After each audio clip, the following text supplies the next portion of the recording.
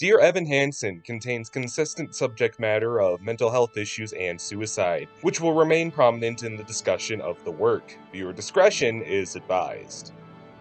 The whole internet loves Milkshake Duck, a lovely duck that drinks milkshakes. We regret to inform you the duck is racist. If you've taken comfort in the fact that you've never watched a video made by the narrow subset of humans that saw Dear Evan Hansen in theaters, well, I have bad news for you. It's true that I paid to watch Dear Evan Hansen, and I don't regret a single penny of the transaction, not because it was good, quite the contrary. This is honestly the train wreck I kinda expected Cats to be. Cats isn't a masterpiece, but if you've seen the previews, you've seen the strangest the film offers. Dear Evan Hansen is a 50-car pileup of disastrous choices that had me quaking in my auditorium seat. The thing is, it's not as simple as awkward aesthetics or bizarre subject matter. Those certainly don't help. But Dear Evan Hansen fundamentally misunderstands genre and comes out as an exceedingly uncomfortable and cloying affair. The massive discrepancy jumping out at me, however, was the fact that I truly think Dear Evan Hansen could work. The thing is, it's not necessarily the casting or story that needs to change.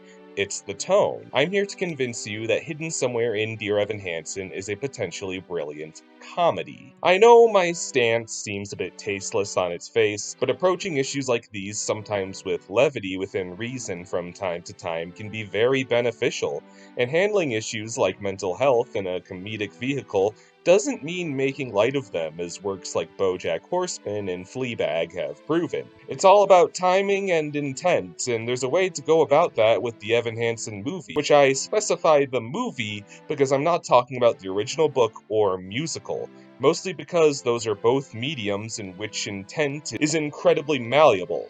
Two people reading the same book side by side could internally envision the same line of dialogue in wildly different ways, just as two directors can adapt a stage show very differently. Any one of my long laundry list of critiques could be well accounted for in whatever performance you happen to see of the original stage musical.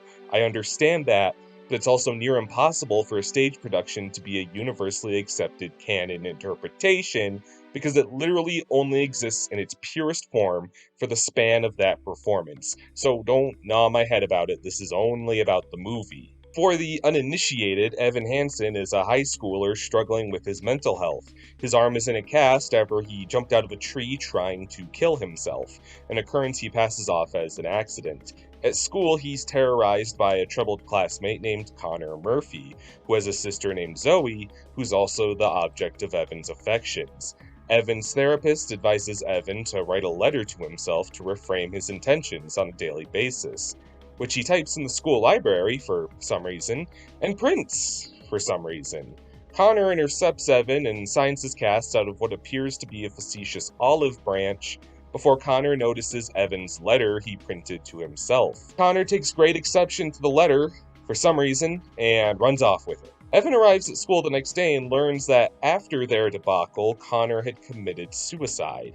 Because Connor's family found the letter Evan wrote to himself, signed Dear Evan Hansen, on Connor's person, they assume Evan was Connor's friend, reinforced by Connor's name on Evan's cast. And Evan can't bring himself to tell the truth, so he has dinner with them and improvises some stories of their friendship to comfort them. Lies, which gradually snowball to a movement in Connor's name, and I think you see where this is going. A lot of people are pretty surprised that this is the plot of that Dear Evan Hansen musical people talk about, because it carries itself as an extremely emotional touchstone aesthetically and tonally, but the bare-bones synopsis paints Evan as kind of a monster. And that's pretty true, but I think what not enough people acknowledge is that Evan's mistakes aren't outlandishly evil.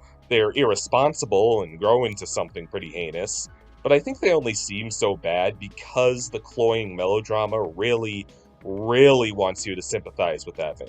The reality is that Evan is caught up in what's called a Fawlty Towers plot, a common form of farce that unfolds when lies need to be compounded to sustain an initial lie, and the situation spirals out of control as a result. You've seen this probably multiple times in every sitcom you've ever watched, but it has its roots in comedic theater and opera as well, popularized by shows like Rigoletto, and modernized to this day in works such as Cash on Delivery. Considering how common this kind of plot is, there's something of a science to it. Centrally, it's important a character remain likable despite manipulating the people around them, usually through their own intentions or familiar traits one can imprint on. After all, you've lied if you're human, so it's hard to look down on, say, Frasier when he tries to fool someone into thinking his dad is gay to keep up good favor with a love interest. Evan Hansen's sticky situation is precisely such a plot, but the issue is the subject matter is so grave that the text itself feels trepidation to even approach making light of it. And considering that subject matter is teen suicide, it's not entirely unreasonable, but it results in the movie coming off as shockingly saccharine in its attempt at earnesty. Laughter is the number one way to alleviate tension, so when your main character is in a bundle of lies like this, we can usually at least side with them a little because they're funny. That's why these plots suit sitcoms so well. Sure, it's pretty rotten that Homer Simpson got his family into rough financial debt and had to rely on doing favors for his sisters-in-law in exchange for money, and he built upon increasing lies to keep his family in the dark. But this particular episode does a really good job framing Homer's intentions as sympathetic, as well as using humor to naturally diffuse a lot of the tension one might vicariously feel watching this plot. Though sometimes the best of intentions and endearing character traits aren't enough. Take the infamous episode of The Office, Scott's Tots. Scott's Tots is one of the most widely dreaded TV installments I've ever observed the reaction to, revolving around Michael Scott realizing he cannot keep a decade-old promise he made to pay college tuition for a class of disadvantaged children. I think a good deal that contributes to the infamous reputation of this episode is the power dynamic present in the fact that Michael is a grown man with the capacity to make such a promise in the first place that greatly disrupts the lives of these vulnerable children. There's also the fact that the lie is prolonged so significantly, Michael neglecting to break the truth to these kids until 10 years pass. To bring this full circle, Dear Evan Hansen feels like a 2.5-hour Scott's Tots. Let's go over the parameters we brought up before. Characters in Fawlty Towers plots often end up telling lies, at least for sympathetic reasons. This is a mark at least kinda hit by Evan. Bear in mind that Connor had a letter with Evan's name on it on his person before he took his own life, and Evan has Connor's name on his cast because of an awkward approach from Connor. The truth in this situation not only sounds a bit outlandish, but to tell the parents of someone who just committed suicide that the young man in question was actually your bully would be an incredibly difficult thing to do. I don't endorse Evan's dishonesty per se, but for an insecure high schooler with issues, I can't really blame him. What makes him harder to sympathize with is how far he digs his heels in. He could have just had dinner with Connor's mom the one time and more or less been done with it, but it's his attraction to Zoe as well as the liking he takes to hanging around the affluent Murphy family as opposed to his financially struggling mother that really places the kid past the point of no return, for reasons one could see as pretty frivolous on top of that. Now, perhaps the ever-expanding lies cooked up by the How I Met Your Mother gang can be a bit shameful, but these are characters we've gotten to know and love for seasons at a time, getting to learn their likes, dislikes, and passions. Maybe we can have that with Evan. Well, no, I actually don't know very much about Evan at all besides the explicit text of the film. I have no idea if he's a video game kid or a comic book kid, a fantasy or sci-fi kid. Was he Team Edward or Team Jacob? These sound like they could be trivial details, but it's the little things that make a character feel complete, and as such, easy to sympathize with. We understand characters better no matter the poor choices they make when there's any kind of substance to them, no matter how surface level. We know really nothing about Evan except he's sad and he lies to people. His friend Jared is wearing this nifty King Kong shirt, and this little peek at his interests makes me infinitely more invested in him. He likes kaiju like me.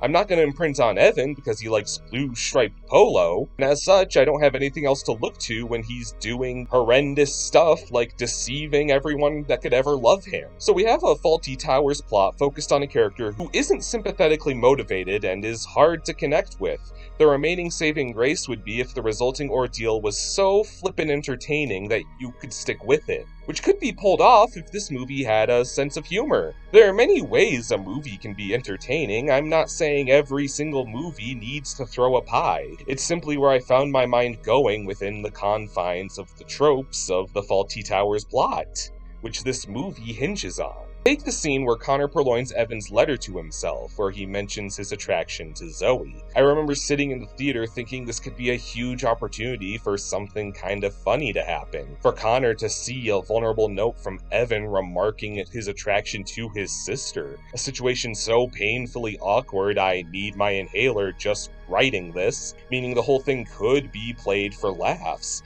but the matter is played deadly straight. This is true for just about every fixture in Dear Evan Hansen. I felt like I was constantly punching up a script I was no way responsible for. There are bits where Zoe recognizes small holes in Evan's testimony as to his friendship with Connor. Again, this could be potentially awkward and lead to something to alleviate the tension and sympathize us to Evan, but these beats continue to be played straight as an arrow, practically shrugged off. It's not unheard of to enjoy a story about someone doing something bad, and it's usually funny or exciting in some other way, which Dear Evan Hansen isn't because it's reverent to a fault of its own subject matter, and there are worse things than choosing not to be reckless with the topic of teen suicide. But I'm not about to hand out medals for failing to take a swing either. Dear Evan Hansen is at its best in the one instance where it is outlandishly humorous. I'm of course referring to the number Sincerely Me. This song is the chronicle of Evan and Jared forging more emails in character as the deceased Connor to build an alibi for Evan's deception. Connor's actor Hamily sings out the drafts of the emails as Evan and Jared struggle to capture his voice and settle on a tone. The whole thing takes on this tongue-in-cheek, saccharine voice, mocking Evan's ham-fisted lies, as well as kind of the people who believe him. It's the one point the film feels like it's really hanging loose, and it's far and away the movie at its best, a high point that no other sequence even scrapes against. And again, it's the counterintuitiveness of how desperately this movie wants you to take it gravely that makes it altogether uncomfortable. A little levity would go a long way in fixing many of these issues. Everyone's quick to dogpile on how out of place Ben Platt looks in front of a camera as Evan, and yeah, it's pretty egregious, but to be fair, Ben is roughly the same age Rachel McAdams was when she played Regina George in Mean Girls. And that's quite possibly the most beloved performance in any teen movie. And while McAdams is phenomenal in the part, I don't think she looks particularly appropriate as a high schooler either in an aesthetic context. The difference is the humor and exaggeration of Mean Girls alleviates any awkwardness that could stem from this factor, and the sheer caricature of McAdams' performance heightens and separates the reality. And while I don't think necessarily the same tone and brand of humor would fit Evan Hansen per se, there's something to be said for how grounded and crucially stern the subject matter of Evan Hansen is approached, which leaves audiences to grapple with the incongruous and aesthetically distracting casting choice of Ben Platt. So it's no surprise that what many consider to simply be the biggest shit show of cinema in 2021 is an uncomfortably tenured man trying to pass himself off as a child in the most serious context you can think of, lying to a grieving family and manipulating millions to his gain. The internet slang of the milkshake duck refers to a figure who is ostensibly endearing before a proclivity rears its ugly head and leaves the figure's adoring public feeling betrayed. And yet, despite the title of this video, a milkshake duck has to be endearing in the first place. And as we've discussed in the unexplored and Weasley Evan Hansen, this was never the case in this particular adaptation.